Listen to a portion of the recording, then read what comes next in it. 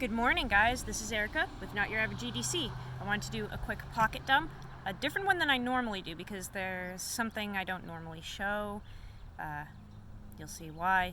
But I wanted to do a real pocket dump so you could really see what I have all the time.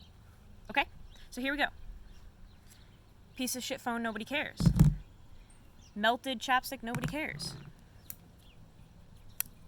Small Sebenza 31.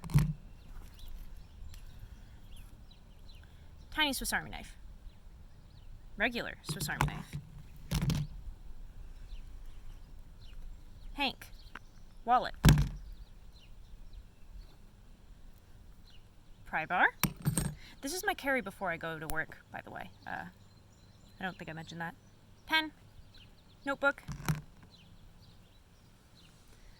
Pliers. And then here I have... Ooh, you can't see my booty. My tail of knives sheath with a Leatherman wave. And a flashlight.